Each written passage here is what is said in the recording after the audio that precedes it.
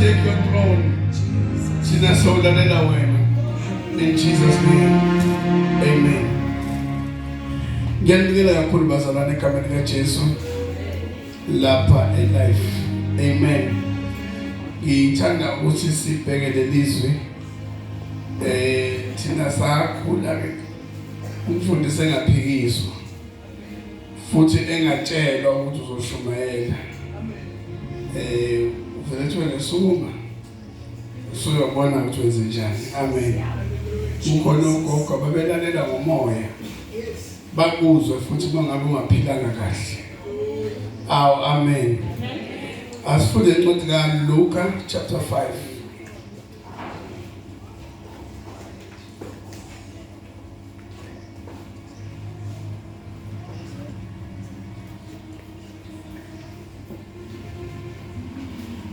Luka chapter 5.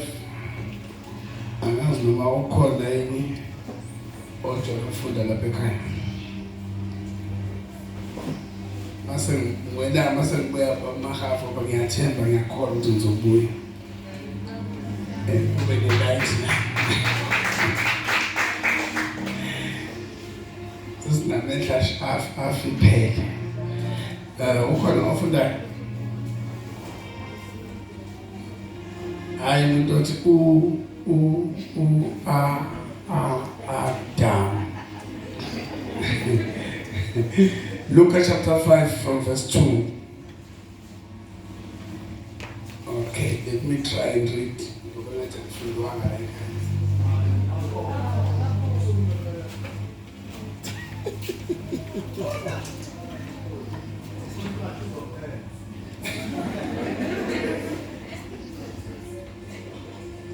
Hallelujah. Incwadi kaLuka chapter number 5 from verse number 2. Sihloko sakhona ukubizwa kwabafundi. Verse number 2. Wabona izikepe ezimbili zimi ngasolwandle. Okay, uJesu lo. Wabona ini? Ezingaki? All right. Yes. Babengekho kuzo. Besahlanza amanetha Amancane. Ngicela ngamukele mina ngifana nendodana yami. Ngiyavutha ke manje baningizwa nje. Amen. Ngicela makathi ungalali makhelwane. Sawuswenzela yini nje lamuntu ophambili ungalali. Uvume ngekhanda noma uzitshela. Okay, yes but. babengekho kuzo. Kule mikhumbi emibili babenjani bazalwane? All right. Besahlanza amanetha. Okanye babenzani babengekho emkhumbini? Bawasha amanethi. Okuyisayini yokuthi osuna namhlanje asitholanga lutho. Siya give up. Usho ukuthi uma ngabe labe kungumkhumbi bekuyofica uba mahafa sengalesangweni eseshanele seqedile ukuthi asisatholanga lutho namhlanje. Yes. 3. Wangena kwesinye sezikepe okwakungesika Simon. Okay. Nazi ikepe zila yizo lezi ikepe lezi. Nayibona bazalana?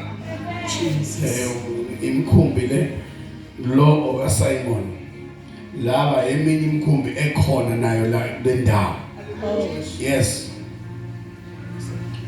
Wamcela ukuba athi ukuqhela kancane emhlabathini. Uma uJesu efika kulomkhumbi kaSimon uthi bona madoda ngiyabona nibhizi yawasha lapha kodwa mayisengena bese yabuka Simon umkhumbi umbuzo babundabeni ngizibuza wona ukuthi theologically why Jesus chose umkhumbi kaSimon ibe ikhona emini wayengangeni ngane kuloya empilweni kunezinto uNkulunkulu ayihlela ngendlela yokuthi zimveze ubukhulu bakhe noma abantu benganakanga. Alibonke igama lenkosi. Yes, mayefika usethi uSimon ngicela usuke kancane emhlabathini. Angithi ke njobe washa amanethi ngeke bawashe bemphezulu kwamanzi.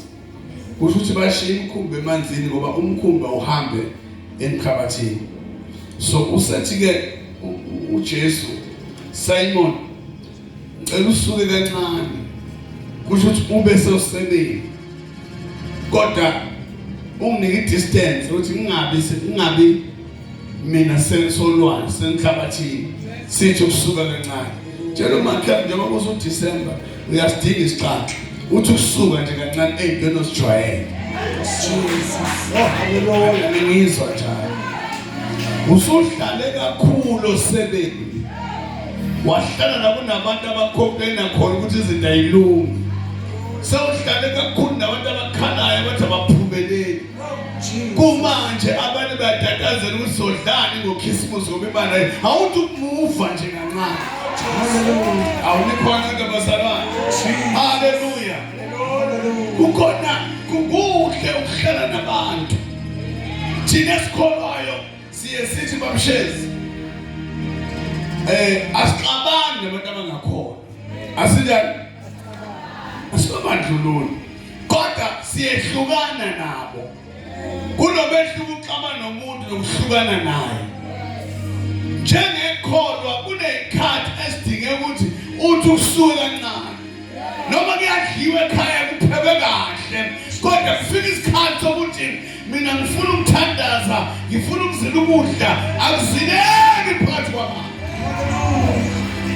Funa kufika isikhathi nakhona muzu uhlala endaweni eyodwa kuze kushone ilanga uyasidinga ithuba lokusuka nje kancane.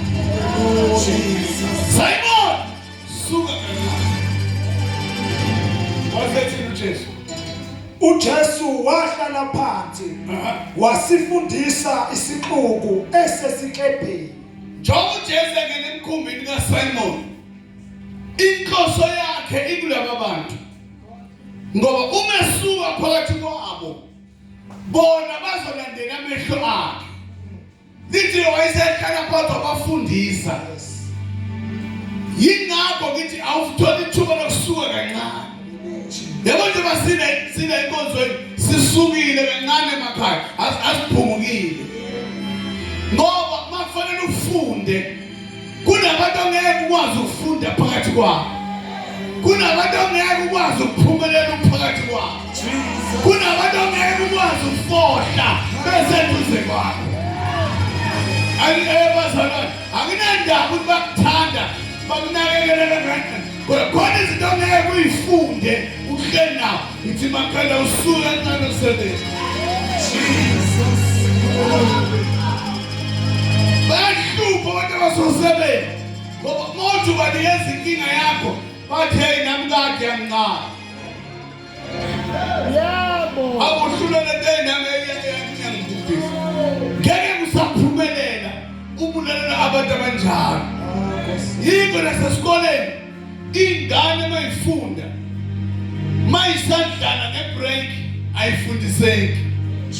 Kodwa kudinga ukuthi bangene eklasini kuvalwe, behlale phansi, bese beyakhona ukufunda.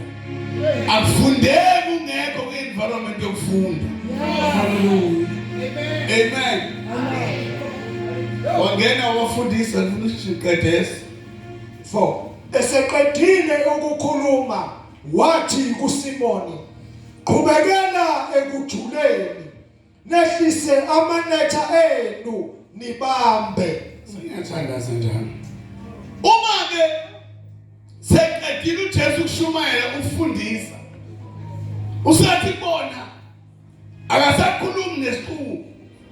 Usathi Simoni ngisaphakathi, awuphinde futhi usuke la uqhubekele ekujuleni.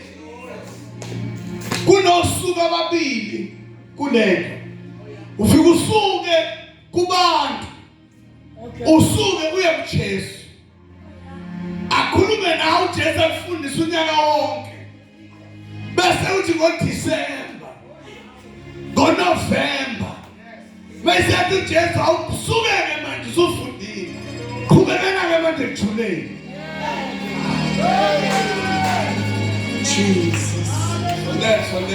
Sondela awuza isitulo sakho uzela.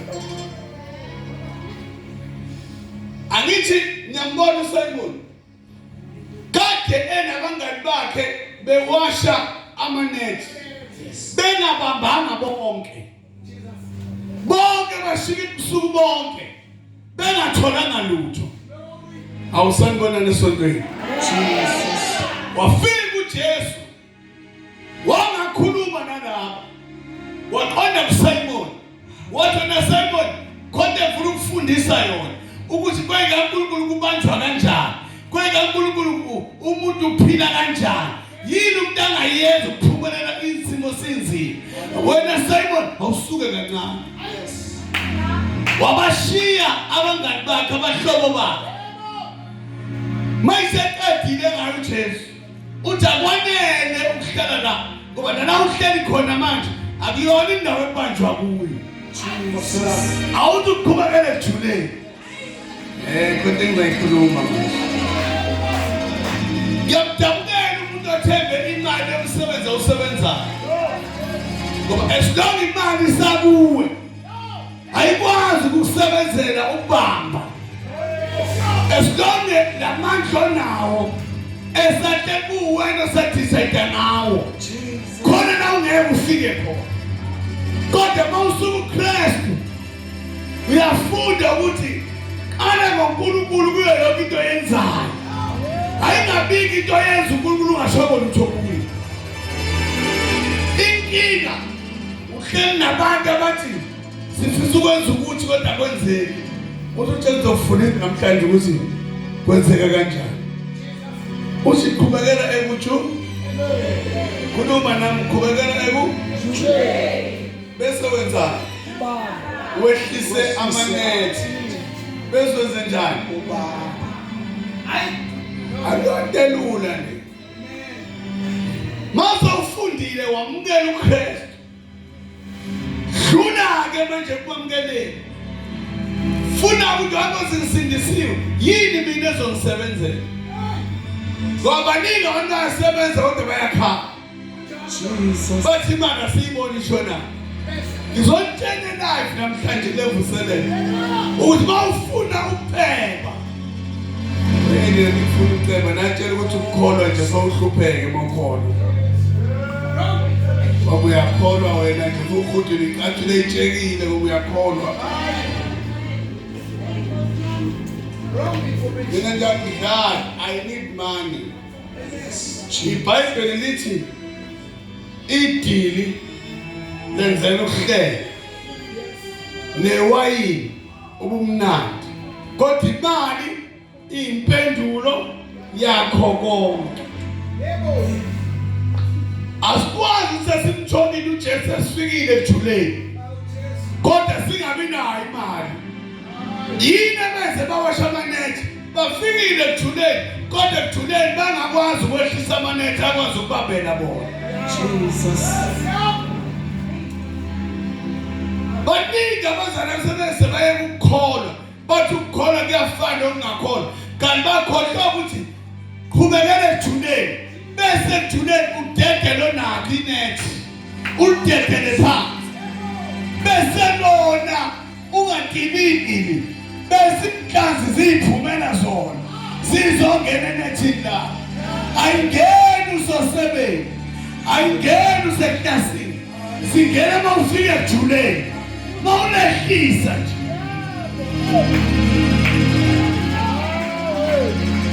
Jesus. now lithi iBhayibheli noma ungasafundanga futhi lithi iBhayibheli bathi bawehlisa amanethi ngazi inhlanzi zakhuluma kanjani zathi awu laba sebekuyile kade singangena ngezolo ebusuku yathela inhlanzi hayi babuthi bahamba nobani manje bafikile ejuleni ebusuku behamba bodwa mabebuya nini la singabanjwa khona inhlanzi iproblem abasahambi bodwa sebehamba noKristu phakathi sebehamba nomdala wayinsuku zathi inhlanzi noma besingazongena kodwa laba hamba naye ungu-alpha no-omega laba hamba naye uwulizwa liphikiso laba hamba naye uvula indlela wahloma sithi akhahlele iy'valo zethusi laba hamba naye uhlelemba amagebhukeni ungacabanga ukuthi uma uhlulekile izolo noJesu uhlulekile Jesus. la uhluleke khona landa uJesu bese uhamba naye yebona inhlanzi yakho ukuthi awusabuyile lo laba nababuyanga ubuyile yena ngoba ecathuba zanozi zambheka zangasaboni yena zabona umdala weyinsuku eminayo uminami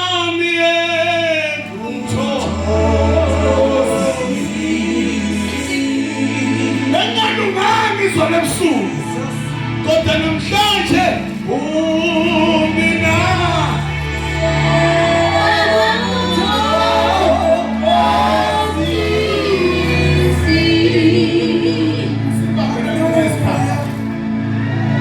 lithi waqala wabamba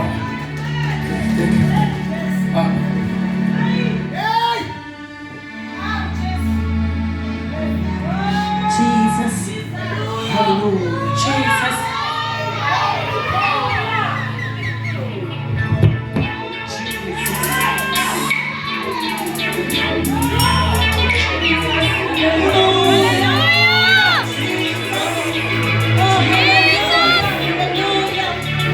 Jesus!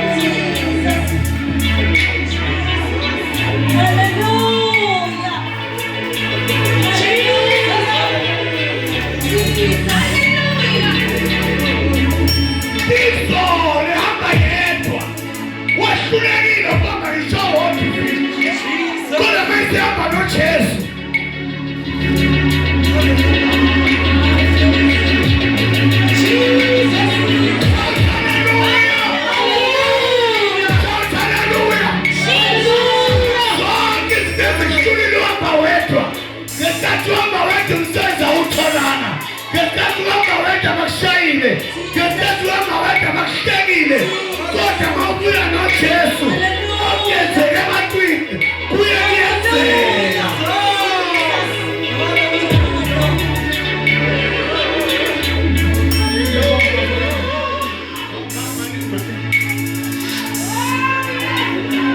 uPeter unomkhumbi leyinhlanzi ozininga ngakho iyona into eyisebenzayo uze kuyona mayiseyitholile basho ukuthi lo mbuzo engibuze eqaleni yindaba uJesu ekhethe umkhumbi kaSimon. Buka uSimon wenzani mayibona ukuthi ofisha abadonseki baningi kakhulu uyasuka uya kubafowabo laba abangani bakhe o7 what Simon what's happening silande ashish kana tasking manje what was the scheme chena labo ukuthi madoda ziyakhala manje abathathu uzani isihlalo lesizana nafasi sakhethe zolukhokhela kusasa Jesus lesa sort this yabona abantu balandile uminami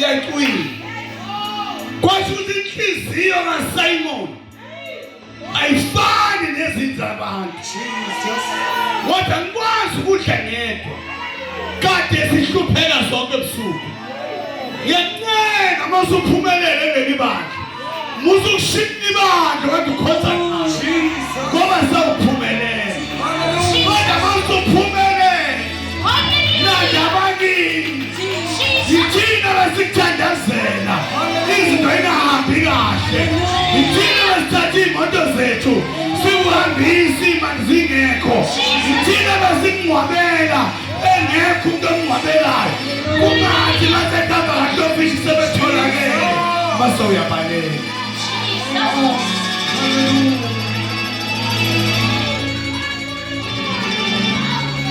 usuthi mina ngingaba phela nomfuzo mshiyeni esonto lakhe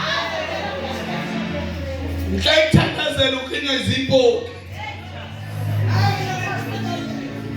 sunofishi manje ngitshela ingane ezifundayo muntu lo ususevasithi mawususibona thina engathi asilutho leli ibhuku obuhlala besithandaza kulo yilona likwenzewa nje angikwazi ukuthandazela from January to November bese ngoDecember sekumnandi soyangishiya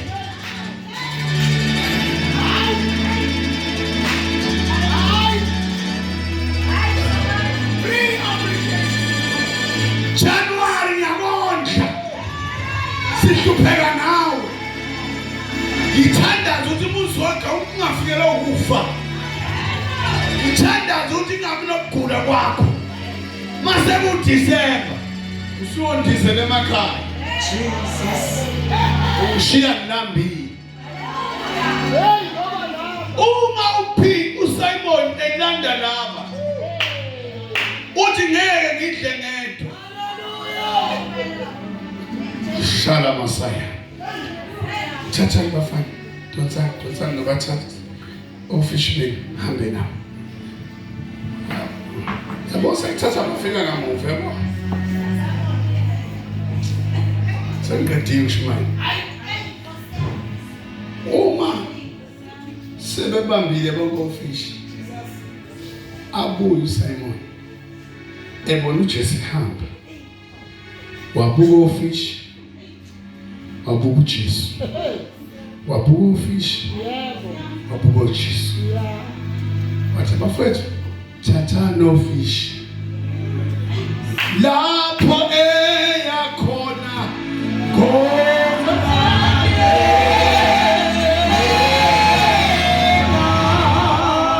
shout hallelujah, Jesus, shout hallelujah, shout hallelujah, it's a gindawo ngingowalapha angindawo konke kwami okwalana konke kwami okwalana noJesu wamwa Jesu ngowa wamwa Jesu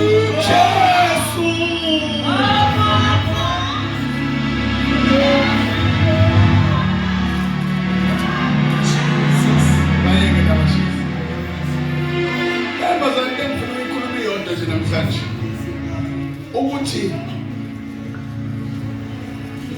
labantu kade kuhlupheka nabo uma inkosi silisizile labakhona uma kufika uDisemba ufika inyanga yokuthi khetha ibandla nobumnandi uma kufika uDisemba sikhonza kanzima ngoba ufish bathelekile bese umuntu abuka ufish akhohlwe uthi ubani olethe ufish angazekenzana ngifundisa ukuthi bososhes ukuthi uthisha ufundisa ingane mazingane bangcono kunothisha into enzakalayo le ukuthi lo fundiswayo uyena ophumelelayo njalo mina ngibakhulekela abazalwane ukuthi babe nemali hey baba nayo ivele ingalingani neyami yabona there's nothing wrong with saying if ngikhonzisa abantu abaphumelelayo kodwa manje abangathi manje masebephumelela bese yini esingayenza naloba bohlala eBhambayi yini nje esingayenza nayo yabona kodwa imini engibenza ukuthi babe nemagic yokubamba ofish ngizwa nini mawuvula iredio lethu ngiyahlela akukuhle la endaweni kodwa ngicabanga siliswa yini khona indoda engalali ethandazela abantwana benu Jesus kulezi nsuku uvula iredio kuthiwe ngisho ubaba wengane ukhenca ingane wena ubona ngathi kwakho kuhamba kahle khona indoda elithi ningekho ivalo isicaphi sale yodwa khona umama ningekho nina angene la athi uNkulunkulu bokungiphe bona bagcina asafike ofishi sebegciniwe abakhumbuli ngisho yena amen bazwe Jesus hallelujah ati ngilende bamfundisa indaba ethi anikamele usithengele amaplate kwakhe uyothenga iTV enkulu umfundisi umthengela amaplate awu4 amen lena ni bazalwane into uJesu afuna ukuyenza la ekhaya uzwenze njengesitory kade ngikhuluma ngaso uNkulunkulu efuna ukuletha u10,000 ubaba umahafu akawuniki yena ngizongizwa kanjani kodwa wenze njani uvele lo sisi athi uya apply somewhere uNkulunkulu amholela u100,000 ethembe ukuthi uzokhokha okweshumi oku10,000 nenza la uNkulunkulu la endlini njengoba sakha efuna ukuletha isidingo sala endlini so20,000 uNkulunkulu uzobuka onenhliziyo yokupha phakathi kwethu abese nika yena leyo thenda ngoba umthembile ukuthi lo uzokhokha ku20,000 ngoba uthembekile ngiyizwa zalana ingizwe kahle now into kokulenza ukuthi akhethe uSimon wayazi inhliziyo kaSimon ukuthi uzothi besecebile uSimon akhumbule nomdletshe nogumede ukuthi wozani sizodla. Yebo. Ngiyakuzwa. So I believe ukuthi la endlini uma ninesidingo sento nisikhulekele nodwa bese uNkulunkulu abuthi ngoba akayilethi into kumuntu ayicelile kodwa uyibeka komuntu ukuze ungaphakami. Wena ubone ngoDisemba uthola ibonus ekhangana kanti uNkulunkulu usebuthi khona umama uzondo lapha odinga u20 rand abesethi ubani othembekile engamnikeza u2000 ukuze yena aphe lo mama u20 rand. Yilento enzo uNkulunkulu kuSimon. uNkulunkulu hayi ngoba wayefavorish uSimon kodwa wayazi ukuthi emva kwaSimon kukhona umdletshe nogumede. Uma uSimon ubamba uSimon usebakhumbula. Wena inkinga uyabamba ukhumbula. Usabona yena ukuthi namba akuyena uJesu othi biza abantu kodwa inhliziyo yakhe ngiyathandaza la ekhaya eyalingana inhliziyo ephanayo ukuze uNkulunkulu athi uyahlola akuthola ukuthi wena ulungele ukuthi ungaceba ngoba azi ukuthi wena usudla wedwa. Shout hallelujah. Shout hallelujah. Kule appreciation akawenza ngathi ungaphezulu. Lo yababa unabazana abazela ukuthi bathule kanzima eningabazi mina njengoba ethandaza nina nizophumelela manje nanika yena imali uNkulunkulu usasifezile isidingo sikaSilindile nesikaSibongile nesikaSipho yena bomnika akadli yena ukalaza nabade khonza nabo ukuthi kungakanani abanabo. Nkosi yami Jesu. Ungathathi appreciation njengento yokucebisa indoda. Ngesikhathi imnika bazalwane. Ngeke idle yonke. Unina nazi. Thina ingane zami ziye zingigolozele nansi engihamba nayo. Ngitsho na baba siyaqhubeka izinto esontweni. Thina silambile. Isibantu bami asiqale ngokhumete nodlamini. Siyathemba uNkulunkulu masebephumelele bazosikhumbula. Esingenza bawo baba. Mina nginayo into kodwa ngizothi uthengele ubani esontweni. Ngithi hayi ngenzela ukuthi naye ngentando uzokhumbula abanye. Thina ngizozala. Yabo nje bathi kwakhiwa la akuyona imali enothe engelela. Enye imali engelela eyakhe. Kodwa ngenxa ukuthi ucabangela nina ukuthi manikhonza ningagcwali intuli. Ngoba ucabangela nina angathembi imoto entsha lo baba. Kodwa inkinga yakhe imali yakho ibambile ukuthi akusizakala ibandla. Ngiyacela nani bazale ku December. Cela imkhumbule. Sibe ngenyanga. Hallelujah.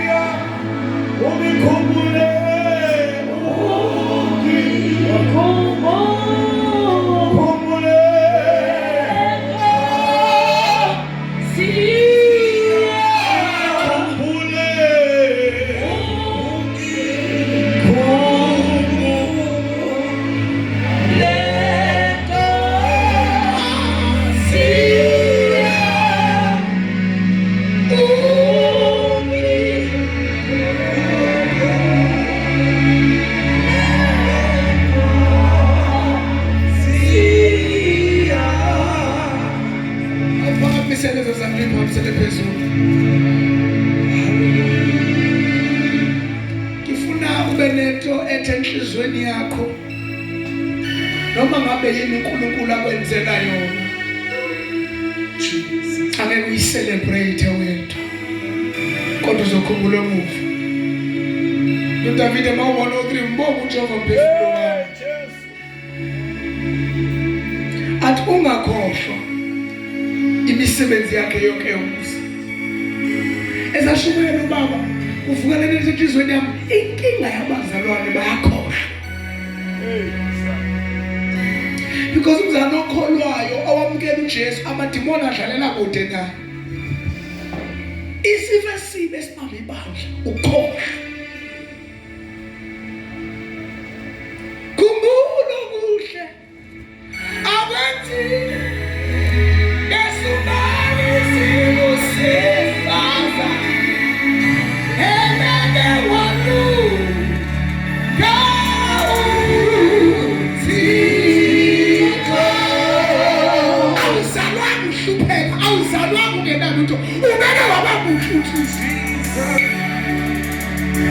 awuzalwanga ukhala uke waba-right empilweni awuzalwanga ustranglisha abandleni ubeke walu okukhumbula kuletha amamasela